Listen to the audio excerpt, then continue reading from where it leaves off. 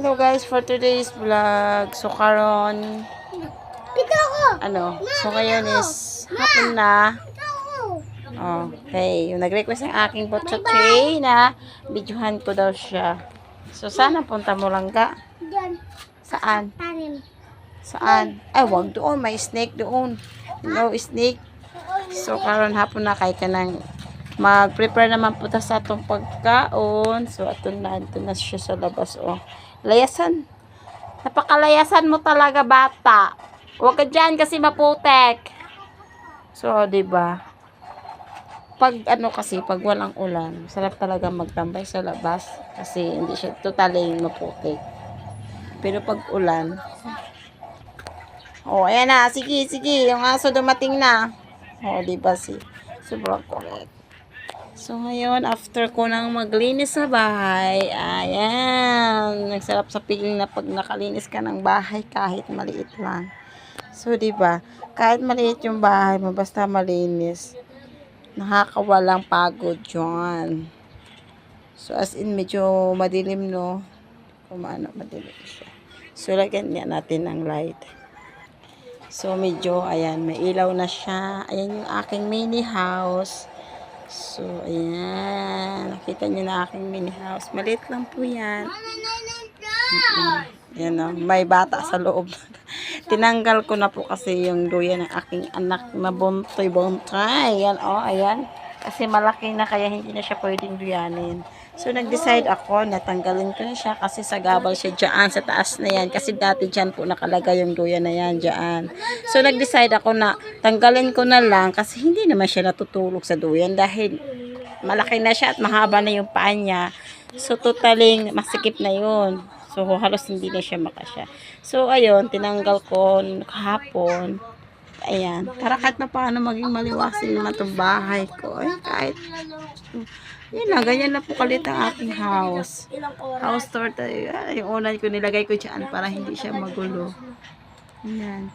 Malinis lang po to ngayon kasi kakalinis ko lang. Pero abangan nyo to. Pag ito ay sinumpong na naman itong malit ko. Ayan sa labas na naman nag-stay. Ayan yan yung talaga yung buhay niya. Sa labas talaga siya stay. So mamaya pag nagpasok na yan, pag wala na yan nagawa, ayan, magkakalat yan dito sa loob ng bahay. So, siyempre, pag nanay ka, alam mo na gagawin mo. Ikaw yung tagaligpit, tapos ikaw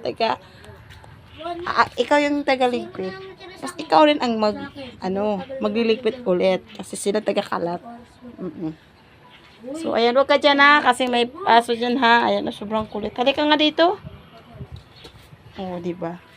So, may mga laruan po siya dyan. Tinago ko po yung laruan niya. Kasi ayaw ko nga talaga ng kalat. Kasi sumasakit talaga yung ulo ko. Saan ka galing? Dyan. Kasapin ka daw, saan ka daw galing? Doon. Ikaw, nagpe-play ka dyan? Nag-play? Sino kasama mo? Who's with you? Ayan yung mga labahan ko, guys.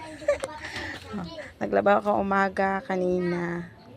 Kasi kahit medyo makulimlim kanina, naglaba pa rin ako kasi expect ko hindi naman totally talaga siguro uulan at hindi siya bubuhos.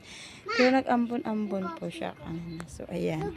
So, ayan po yung bahay ng kapitbahay ko kay nanay po. Sa amin lang po pa, hindi pa okay yung bahay namin. Pero okay lang yan. Malay mo soon, pag nanalo ng loto. Wala namang masama.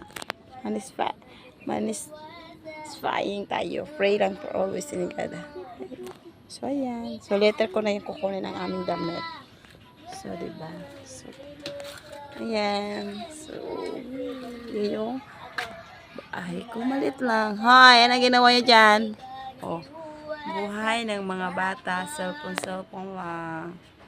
So, okay. Dahil papasok na siya. Ayun lang yung bahay namin. Simple. At least, sarili mong bahay. Hindi ka nangupahan, kahit maliit man yung bahay mo. Maliit man na pwesto yun na yan, pero at least bahay mo. Okay? Kasi dati nangupahan din kami, napakahirap. Buwan-buwan ka magbayad. Tapos buwan-buwan din sakit ang ulo mo. Dahil syempre, pagdating ng bayaran, iisip ka kung anong pambayad mo. So, ayan. Ito, bahay po dati ng kapatid ko yan. Yun yung bahay ng kapatid ko. Tapos lumipat na sila. So, ayan, nilak muna ng aking nanay yan kasi kay mama po yun. So, yun doon sa mama ng asawa ko yun, sa STC doon. So, ayan lang. Ito lang kalaking bahay ko. Hindi naman totally malaking bahay.